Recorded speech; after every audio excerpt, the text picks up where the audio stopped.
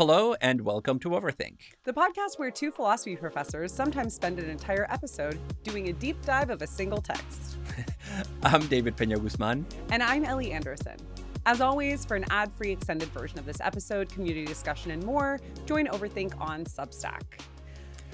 Ellie, today we're going to be talking about a text that is really important in philosophy, but also in some ways very unique. And that is Frantz Fanon's The Wretched of the Earth. It is a wonderful text that has been quite influential in a number of fields, including political theory, decolonial philosophy, philosophy of race, phenomenology, psychoanalysis, you name it, the text has left its mark. And the reason that I say it's also a unique text is because it's a text that was written at the very end of Fanon's life when he was dying from leukemia in the 1960s. And so it is Fanon's final word to the world. And the text is written both as a work of philosophy, but it also reads very much like a manifesto of sorts, which is why it doesn't really have a lot of references or citations. And so that makes it, again, somewhat challenging from the standpoint of a scholar. Yeah, although I'll say that's really standard for text written in French at this time. The French rarely cite a lot of other thinkers. That's true. But it also gives the text a poignancy and a sense of urgency that is very powerful. And that you sense as a reader when you're moving through the pages. Mm-hmm. It's a text that I've read in the past as a student, that I have taught now that I am a professor. And each time I read it, there are new things that come to the foreground. And so I'm really happy that we're doing this closer look on this text. Yeah, well, and in fact, so I think one of the important things to mention about this text is that it was banned in France upon publication.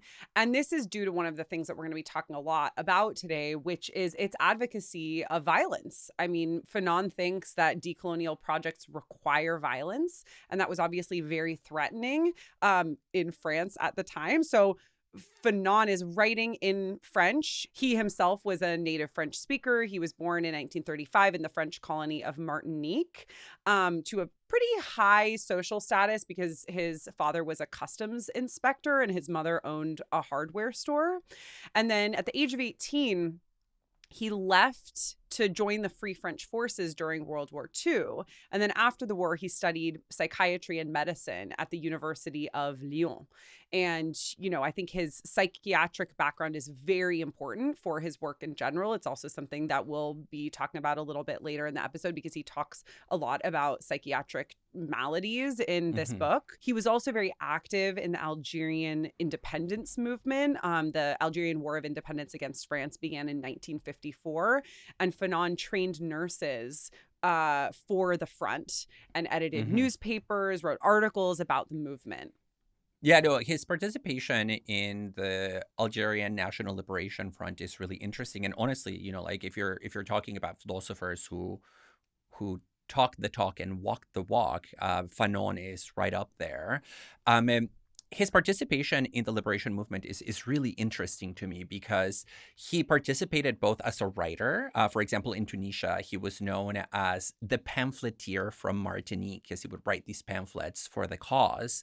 But he also joined the cause as a psychiatrist, and he would help revolutionary militias to cope with their own anxieties of terror and what we now would call PTSD that they would get from participating in the war, from committing acts of violence.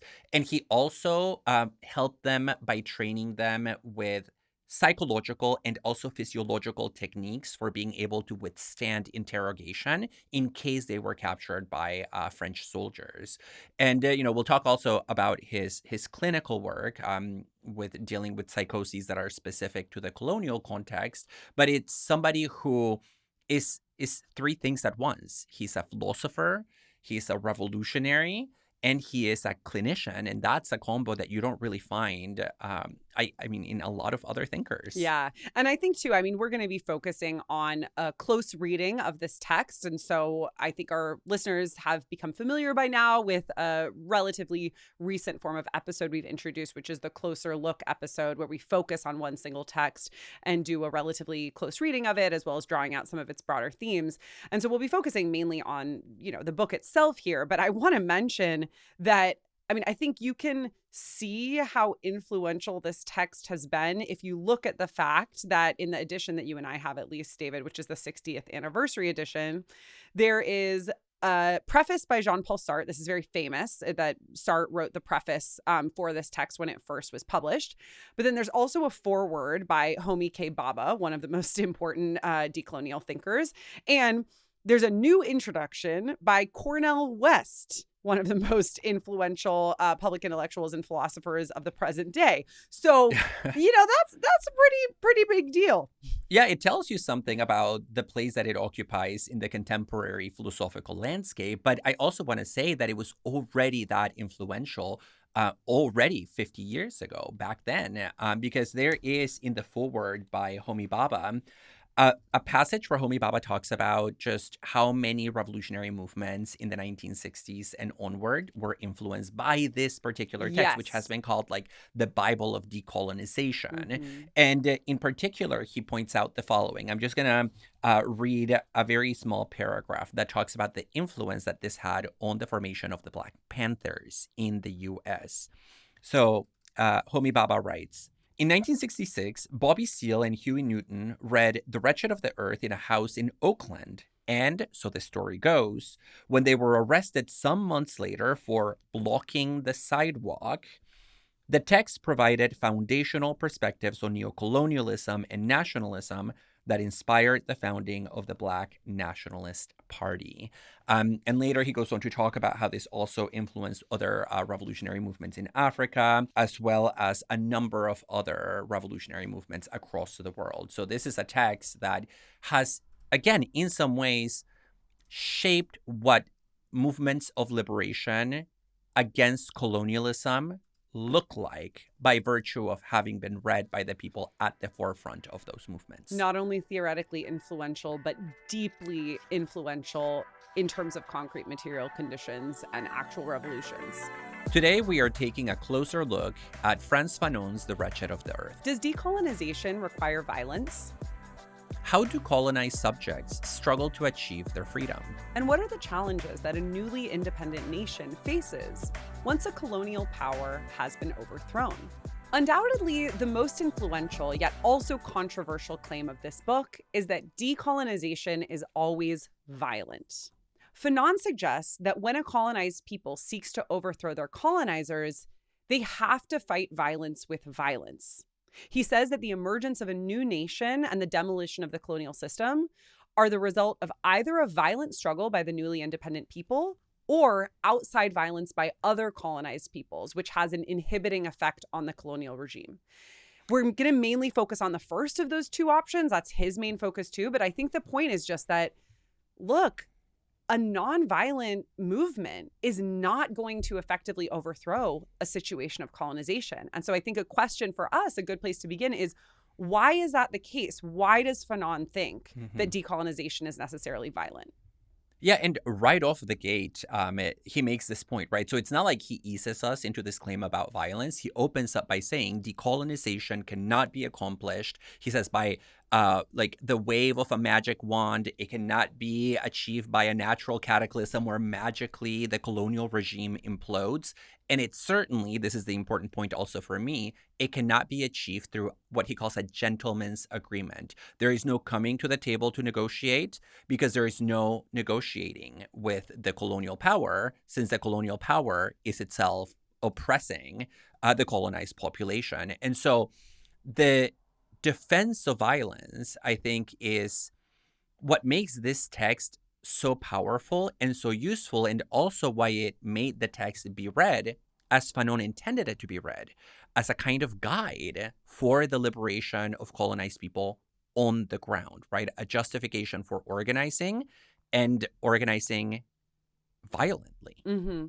Well, he thinks that in order for the colonial situation to be overcome, there has to be an annihilation of the colonist, at least as colonists. I mean, Hmm. he's not literally arguing for massacre. He has a more complex view of violence. Hmm. He's not ruling that out either, but Yeah, again, it's more exactly. complex. Yes. But he thinks that, yeah, there has to be an annihilation of the colonist in overthrowing the colonial situation. And so I think the answer to this question, why is this the case, has to begin with the fact that Fanon points out, and this seems to be a pretty uncontroversial point, that the colonial situation is itself necessarily violent. There is no benevolent colonialism. There is no nonviolent colonialism. And so, David, what do you think about this? Like, in what senses is the colonial situation violent for Fanon? So I think it's violent in every imaginable sense because a colonial relationship between a ruler and a colonized, it's usually a relationship of extraction. Here we can think about the extraction of natural resources from a colony, resources that then get siphoned off to the metropole to enrich, in this case, France. So there is an economic violence. There is also literal violence in the form of repression. There is the institution of a police state, of military rule, the creation of a public space that is inhospitable for the people for whom that space is their native land. And finally, it's also a phenomenologically and psychically violent relationship because part of the logic of colonialism entails the colonizers convincing, or at least sending the message to the colonized, that they are subhuman and that they do not deserve basic consideration, basic rights, basic human dignity. And so the kind of violence that he's talking about really stretches across all these manifestations of abuse. Yeah, and we'll talk more about the dehumanization and the effect that that has on the colonized subject a bit later in the episode. But I think what we see already here, and I think this is an important point for understanding the violence of colonization, is that in being dehumanized and being treated as an animal, the colonized subject is also construed as evil. And so Fanon has a really interesting philosophy of history undergirding this approach that I think we could broadly say is Marxian, or at least dialectical, where he thinks that history moves forward due to the conflict between different forces that reaches such a fever pitch that it becomes suddenly unsustainable. And so what you have in the colonial situation is the realm of the colonizers who construe themselves as good, and the realm of the colonized, whom the colonizers construe as evil or bad, what he describes as a Manichaean logic. And those two groups then get reified, strongly distinguished from one another, kind of treated as entities in and of themselves rather than as dynamic processes and so on and so forth. And so the colonized subjects have to, in overthrowing the situation of colonization, kind of play with the fact that they have been construed as evil and reverse the situation where suddenly they become the good ones and the colonizers are the evil ones, hence the need to fight violently against them.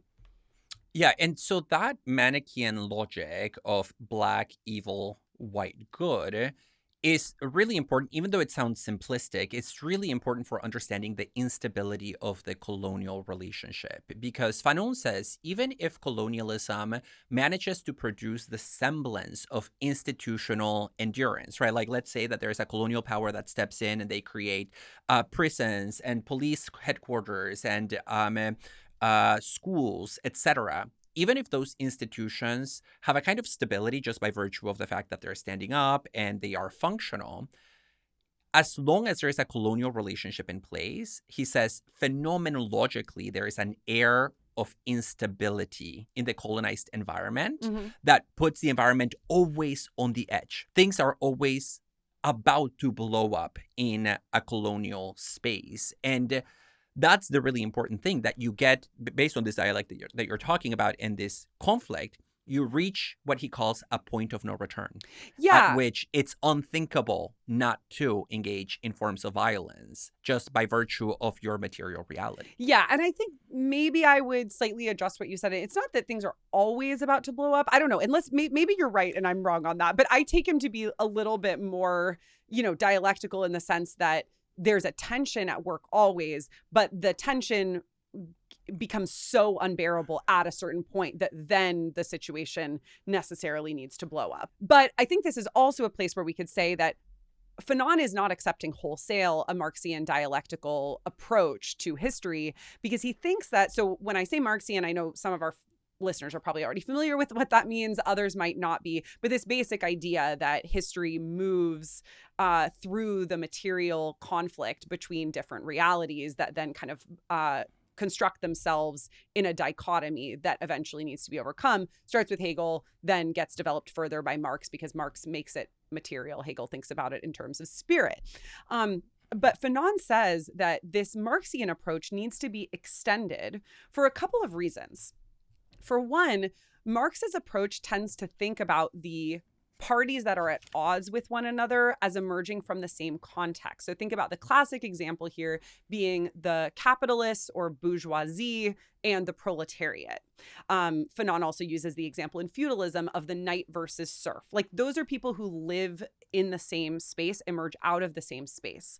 Whereas the colonizer is an outsider. And he describes the colonizer as actually a permanent outsider or foreigner who inserts themselves into the situation. And so the dichotomy is not kind of organically emerging, but something imposed. Mm-hmm. And I think a second difference from the Marxian perspective that we have here with Fanon is that the economic infrastructure in the colonies, he also says, is already a superstructure. So in a classical Marxian analysis, you have a base, material conditions being the base, and then you have the superstructure, the ideology that serves to justify that set of material conditions. And Fanon suggests that that distinction just doesn't really quite hold for the colonized situation. There is like much more of a blurring of the lines between base and superstructure.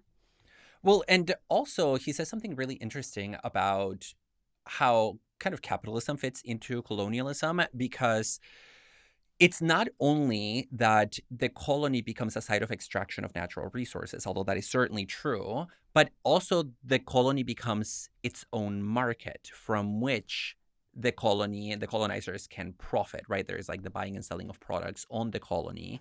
And aside from that, I think another important difference, and this goes to his claim that race is primary in the colony, is that in a colonial setting, you can't just think in terms of the split between the proletariat and the capitalists. The Manichaean opposition is different. It's colonized and colonizer, and that requires a different kind of analysis, especially when you keep in mind that these groups don't have the same cultural upbringing, the same cultural values, and the same cultural expectations. Yes, good point. And that introduces obstacles and challenges that anybody who is fighting for decolonization will have to learn to navigate that maybe don't apply in the same way to a traditional Marxist analysis where you're dealing with people from the same culture who just occupy different socioeconomic positions. Yeah. And just like to highlight what this might mean, for example, there's a lot in Fanon, especially in the chapter on violence, about ritual.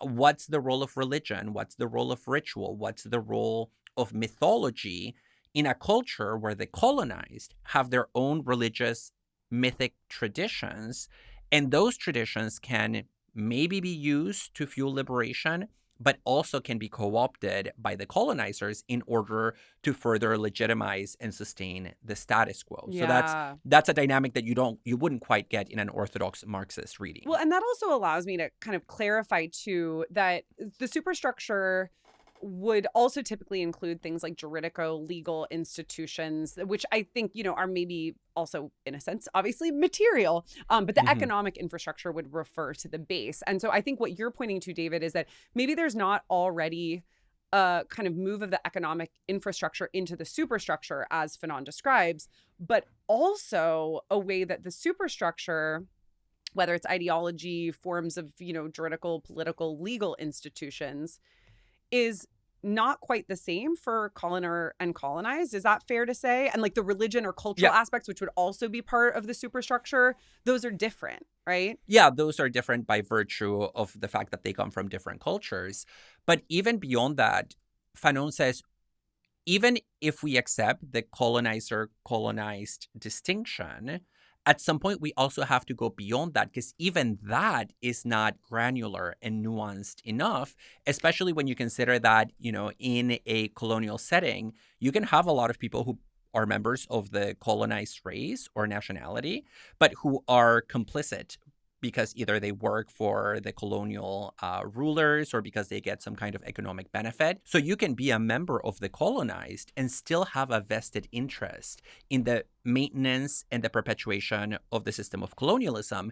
And similarly, he says, it's in theory possible to find a member of the colonizing group who at some point turns on the colonial regime and becomes an ally to the decolonial cause. And so again, it's just drawing our attention to the need to think about colonialism on its own terms, right? And attend to its complexities. Yeah, and we'll talk about the colonized bourgeoisie in the episode as well, because I think that's the main group that you're referring to here, David. Yeah. So, to kind of round out this part of the discussion on why decolonization requires violence, I think what we can see is that the colonial situation is already violent in these various ways that we've been discussing. And it creates this kind of separation between colonizer and colonized. Fanon describes as dividing the world in two, where the colonizer and the colonized essentially become different species. He uses that word here.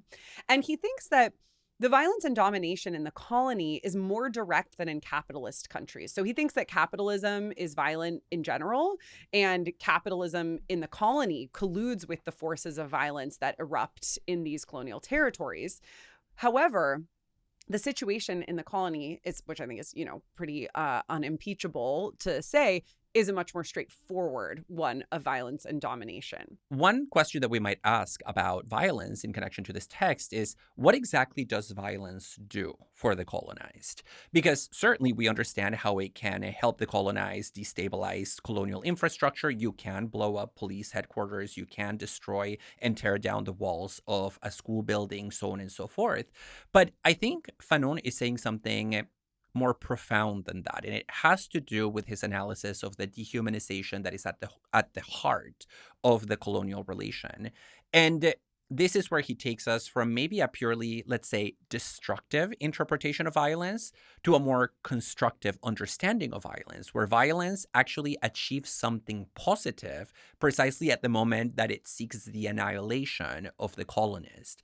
And I really love the way Fanon puts this. He says, what violence does for the colonizer is it restores them their basic dignity and humanity, of which they have been robbed by the colonizing force. And so with violence, you see actually a restoration or a recreation of the very humanity of the colonized. Yeah, and I would say we might construe that in terms of two steps. So the first step is to reverse the situation of good colonizer, evil colonized. So then it becomes good colonized, evil colonizer. And then the next step after that is to let that dichotomy fall away and to recreate a new vision of humanity. Yeah, I really like this two-stage framework that you're using for interpreting this, that first you reverse the Manichaeism and then you sort of step forward into the world as a new subject. And it's largely because of the connection to action, right? An act of violence is an act. It is a form of activity.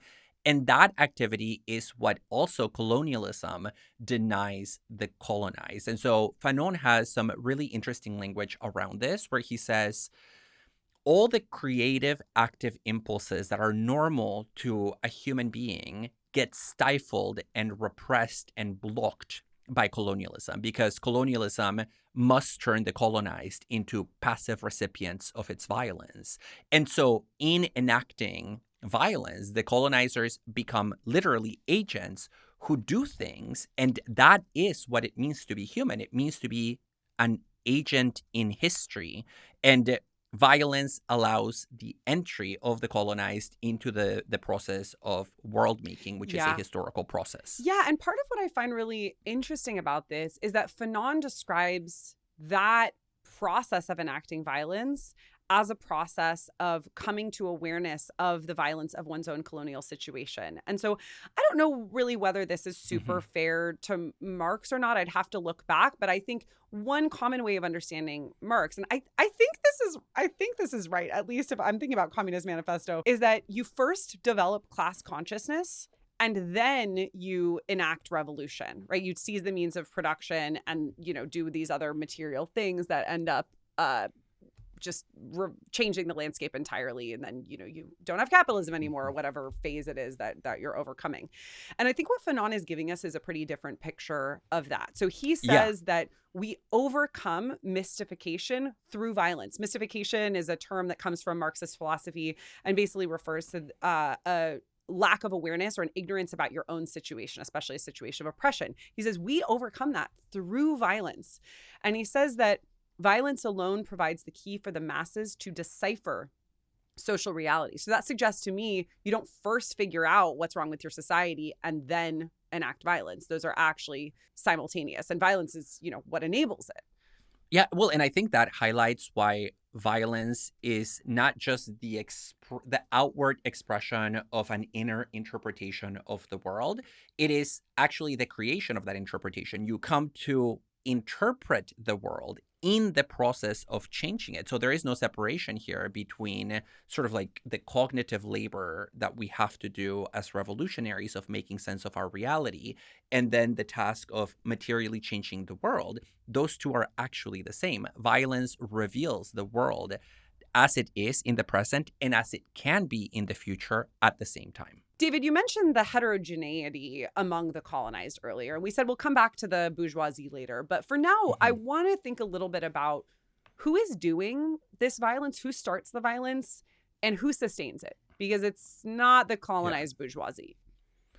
No, that's right. So when Fanon talks about this violence, which he often describes as a wave that just sort of washes over a community and cannot be stopped because of that dialectical force that you described earlier, he is very clear about a point that I think we need to linger on, and that is that revolutionary violence begins with the most disenfranchised among the colonized. It's not all the colonized. Specifically, it is the peasants.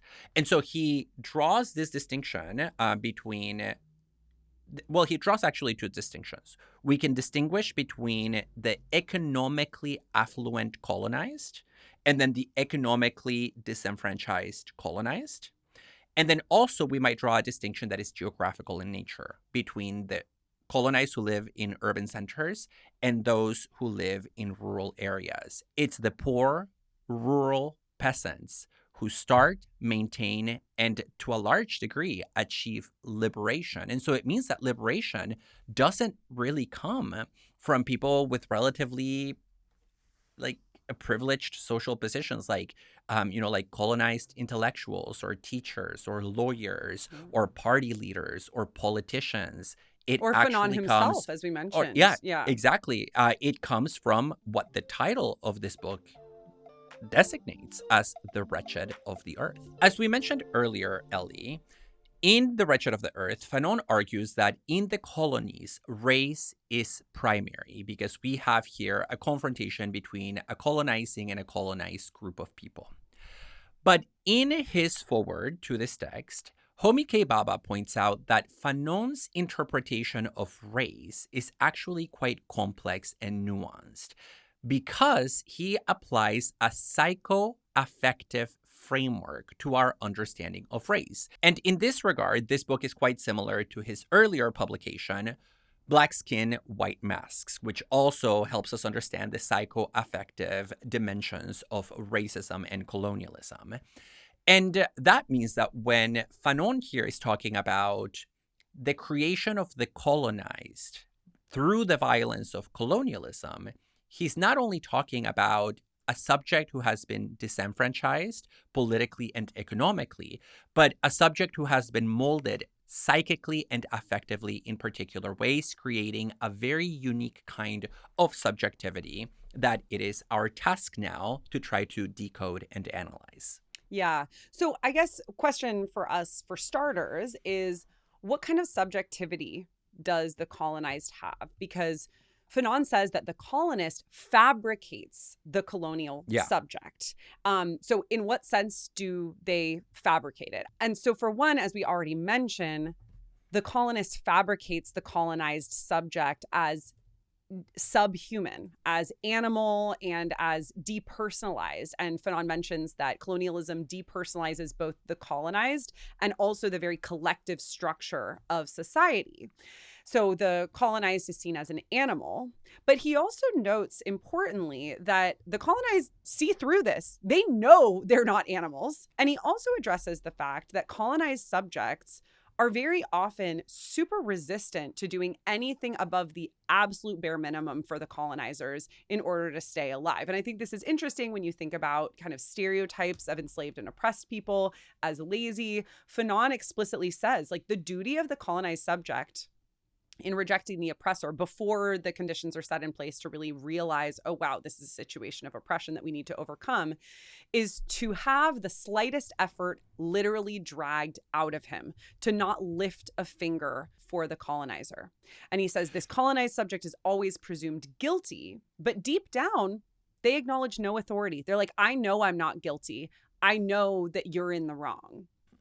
Well, and so that awareness is what produces a very unique psychic frame for the colonized, which is what Fanon refers to as a feigned form of guilt. So the colonized knows that he or she is not guilty, but rather has to pretend to be guilty in the eyes of the colonizer in order to, in a sense, fulfill the perception that the colonizer has of them, and in that way have a space for maneuvering under the radar of the colonizer's gaze. And so there is this really interesting play of what is really there, what is not really there, what is surface, what is depth, and it's encapsulated really neatly in Fanon's claim that, this is a quote, "In the colonial context, there is no truthful behavior." Right? Like the colonizer never really knows where he stands in the eyes of the colonized,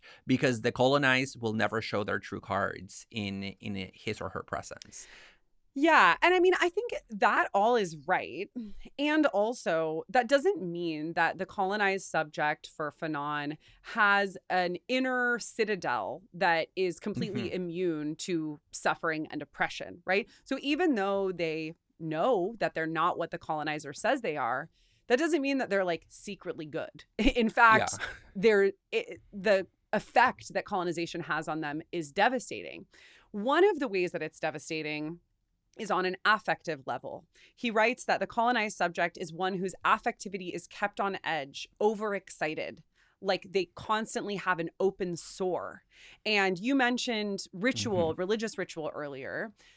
I don't really know what to make of Fanon's analysis of dance and possession, but he talks about the role of dance and possession among colonized subjects. And he mentions things like ideas of being possessed by zombies or vampires or jinns, and that manifesting a splitting of the personality of the colonized world that is a way of achieving a kind of relaxation in a situation that always keeps the colonized subject on edge. And so, as you alluded to earlier, Fanon thinks that ultimately when colonization is overcome, so too will be these rituals of dance and possession. Yeah, so he's critical of ritual and traditions, even if they belong to the history of the colonized. And largely it's because he interprets them as providing an outlet for the pent-up energy that define the condition of the colonized, but it's an outlet that's ultimately politically ineffective. So all that pent-up energy gets released in ritual, in dance, in other forms of ritual, instead of being channeled in the direction of armed struggle, which is what Fanon ultimately likes. And I think this is a point on which we might wonder whether Fanon is completely right, whether he's completely Yeah. right on this point, whether it really is something akin to the opiate of the masses, to borrow that Marxist expression. But either way, I think your point is really, really good and really important, that we cannot assume that just because there is this double consciousness or this feigned performance of an image on the part of the colonized, that they are free in their mind. Yeah. In fact, one of the insights of Fanon that make him quite original as a thinker of violence and colonialism is that the violence of colonialism reaches into that inner citadel of the colonized. Yeah. And you see this in particular in his analysis of envy. He begins by saying, look, above all, the colonizer is an exhibitionist. They love to show off what they have done to the local population, and they love to bask in the glory of their own efforts at dehumanizing others. So they rub salt in that wound that you're talking about. And that creates in the colonized not just the pain of the extraction and the violence, but also this deep feeling of envy where, for very good reasons, the colonizer looks at the colonized and says, I want to live in that big, nice house. I want to have food. I want to have people serving me instead of me serving them.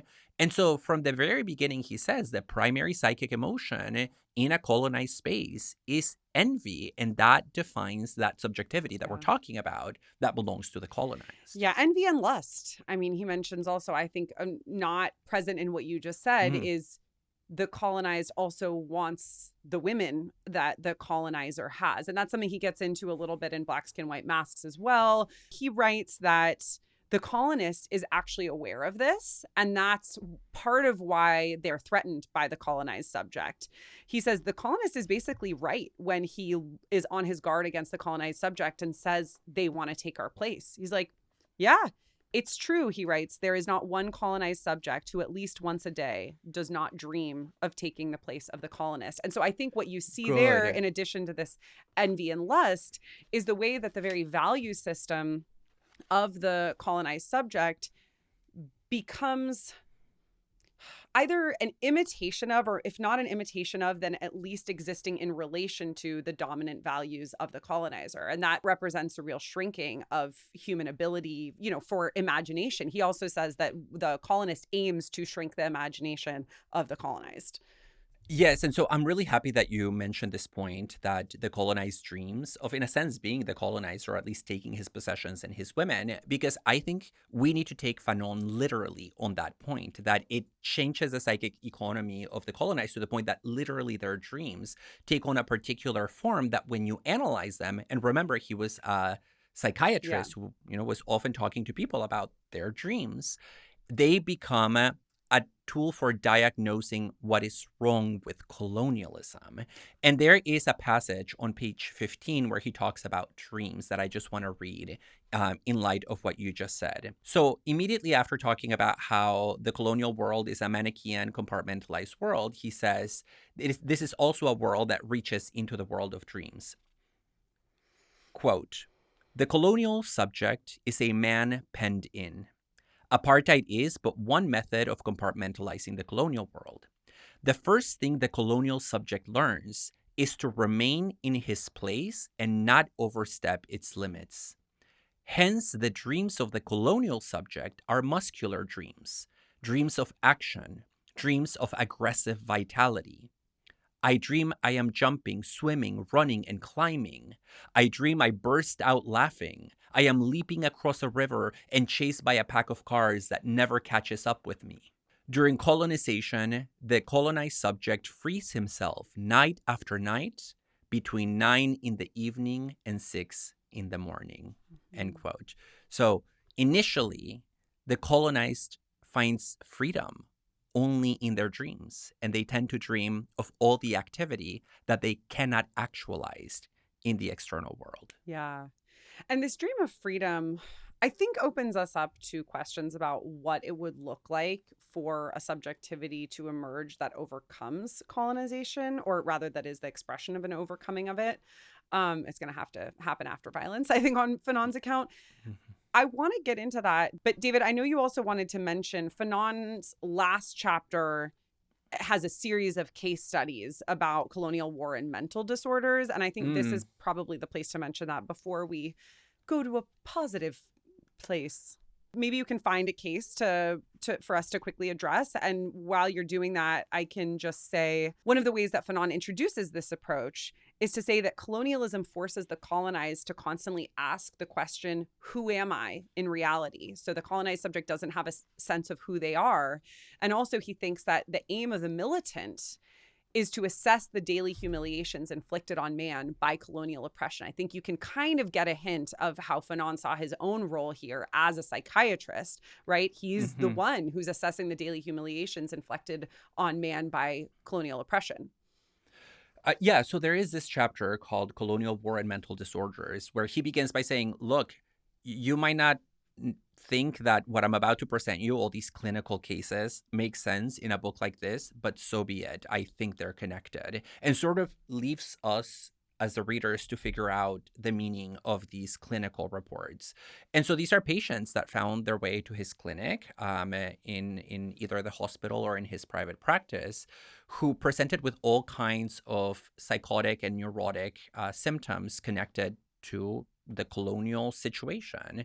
And there's a lot of them. They're really heavy and heartbreaking. It includes cases of children who murder other children for racial reasons. It includes cases of people hallucinating or having psychotic breaks. It includes cases of people developing all kinds of disturbances that can only be attributed to the Manichaeism of the us versus them logic of colonialism. But just to pick one example here, there is a case that he describes that stuck with me, which is the case of a militant. So this is a member of the Algerian National Liberation Front who was sent on a mission to murder a colonizer. They arrive at the house of the colonizer and they only find the wife of this man. He was not there at the time. And so they're trying to figure out what to do. And as all of this is happening, they end up killing this woman, who is also a member of the colonizing population, of course.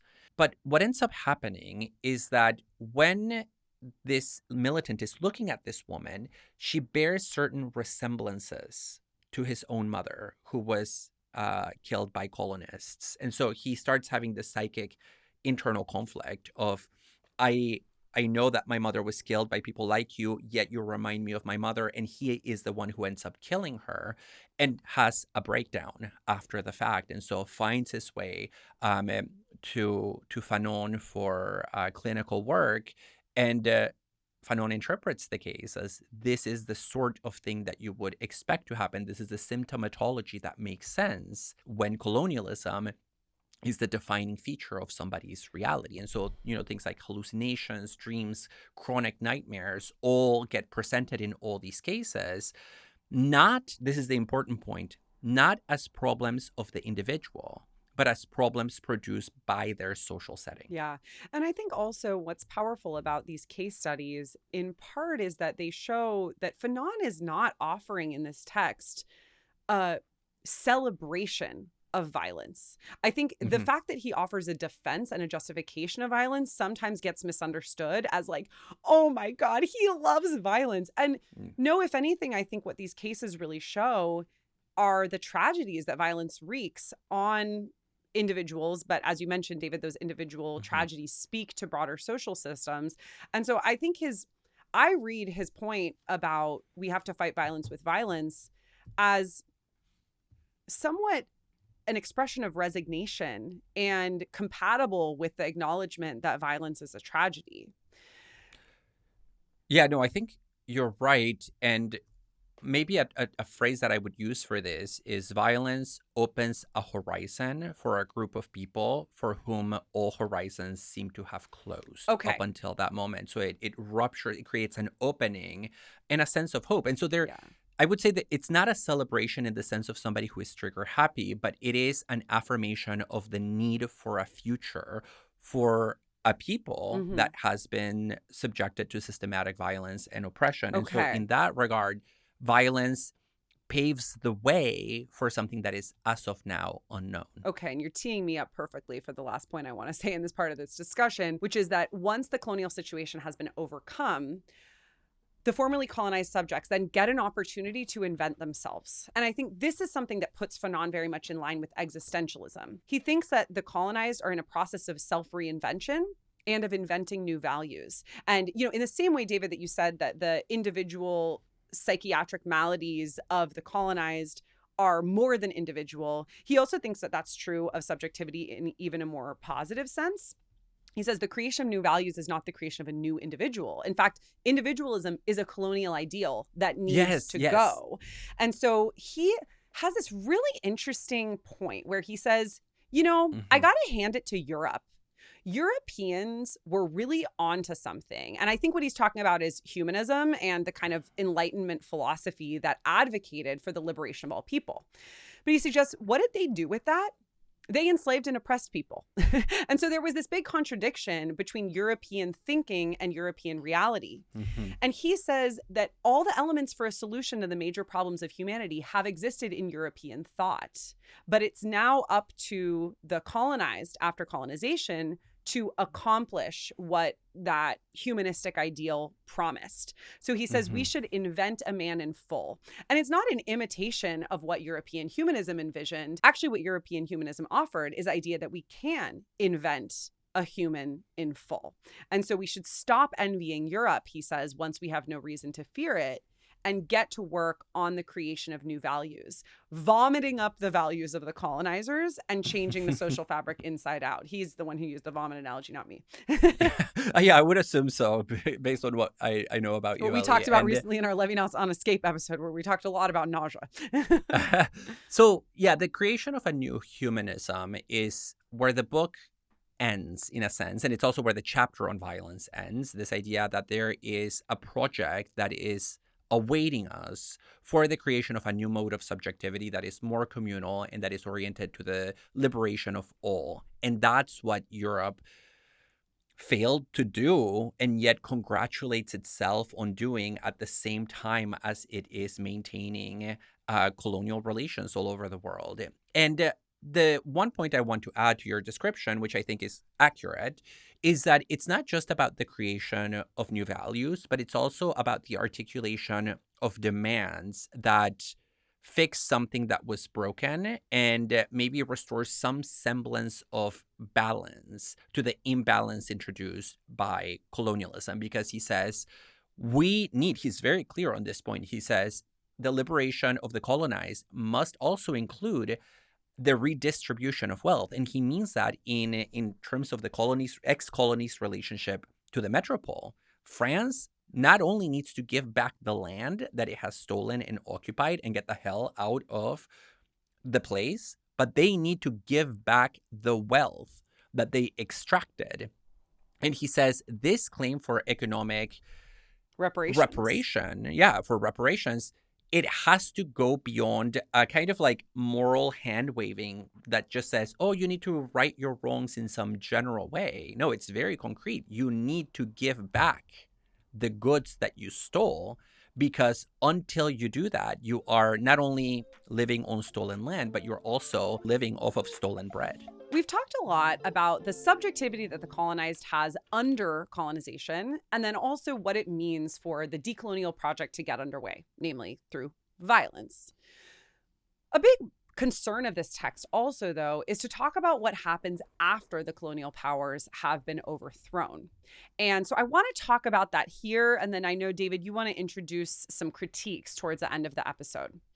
So Fanon describes this post-colonization period as requiring the development of a national consciousness, because that national consciousness doesn't exist just in virtue of overthrowing the colonial power. He says at first it's just a crude, empty shell. And one of the big obstacles to developing a national consciousness is a tension between the colonized bourgeoisie and the colonized proletariat. He says that the elite and the masses don't really have a lot of practical ties. The elite or the colonized bourgeoisie are accustomed to being a lot closer actually to the colonizers than they are to the other colonized. And so there has to be a long process of development of national consciousness, which then he says leads to a development of social consciousness. And education has a really big role there. And I think, we don't need to get into that too much here because I want to talk a little bit more about the tension between the bourgeoisie and the masses here. But I will say that he has what I take to be a relatively Enlightenment picture of education, where individuals will learn, about their history and whatever it might be, and then that will go on to develop a national and social consciousness. As for the tension between the bourgeoisie and the masses, I find this to be an extremely interesting part of the text because he says that there are really serious risks here. And in fact, he doesn't even really present them as risks. He presents them like as phases, I would say. One is the rise of ultranationalism among the workers. He thinks that especially the urban proletariat, artisans, and small traders start to pick fights with outsiders within their sphere. He talks about like the Ivory Coast rejection of people from Benin, for instance. And so there's a kind of xenophobia that often emerges among the urban proletariat.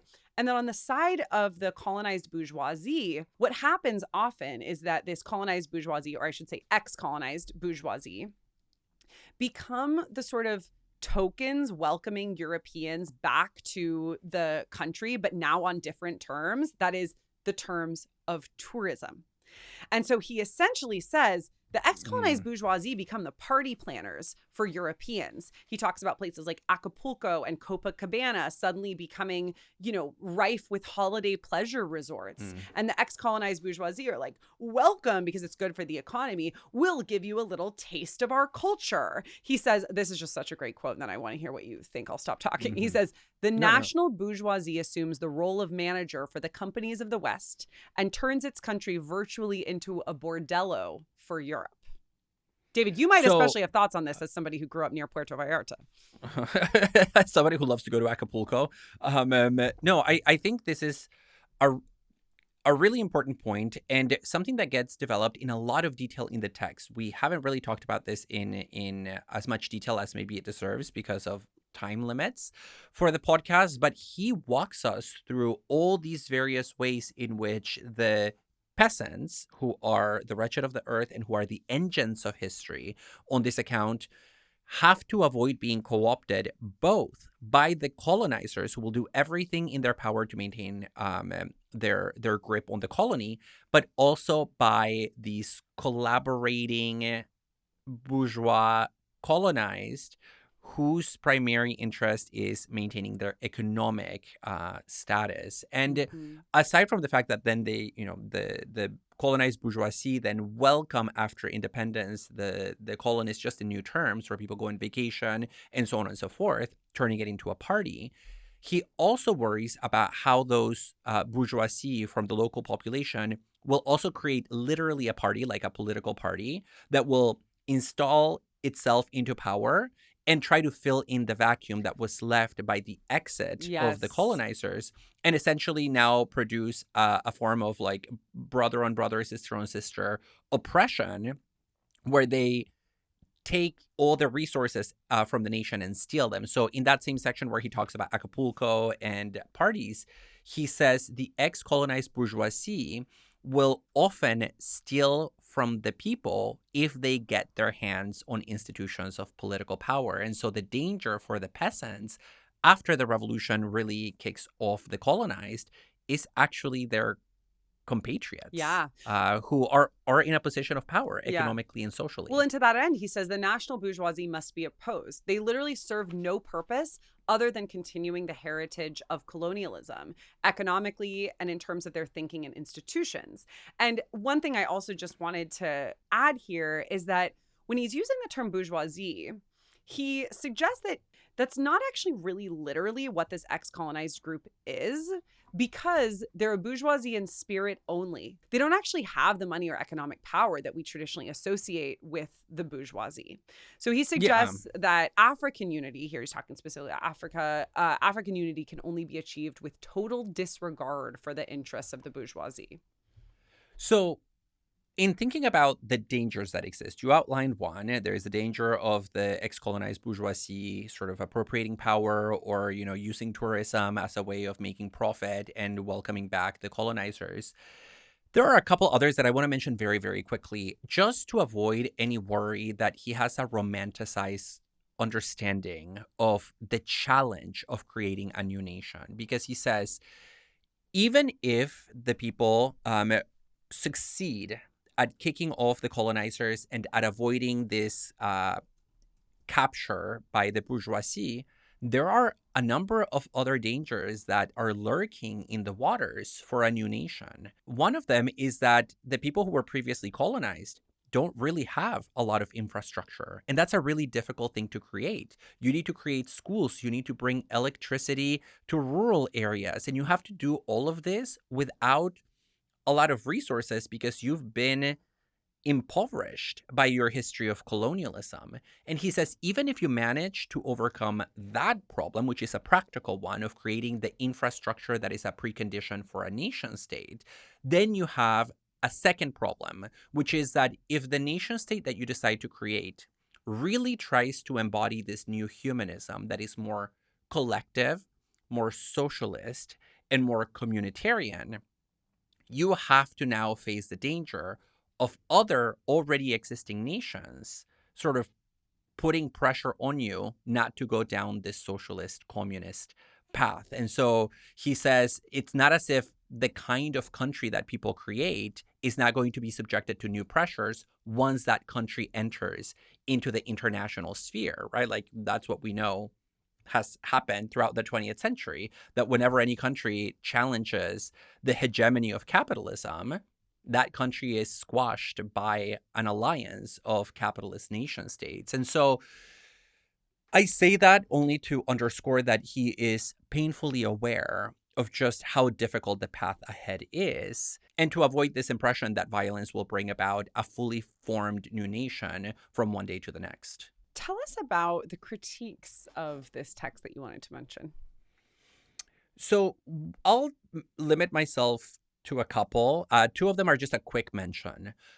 One critique, which is not mine, but belongs to Gayatri Spivak, is that although this text is very, very good at diagnosing and analyzing colonialism, it's not very good when it comes to questions of gender and sex. So there is this really wonderful documentary from 2014 that was written and directed by Goran Hugo Olsen. It's called Concerning Violence, and it is a look at decolonial movements in Africa inspired by the Wretched of the Earth. And a lot of the voiceover of the documentary is actually quotes from this text. And so you're watching these scenes and you're hearing essentially Fanon's voice over the document, not his literal voice, but the text over the images. And the documentary opens with an image of Gayatri Spivak in her office talking about the importance of this text and making the claim that a blind spot for Fanon was gender. And so he never really understands women's position under colonialism, and he never really understands women's role also in the liberation of an ex-colony. And so that's one criticism that I just want to mention.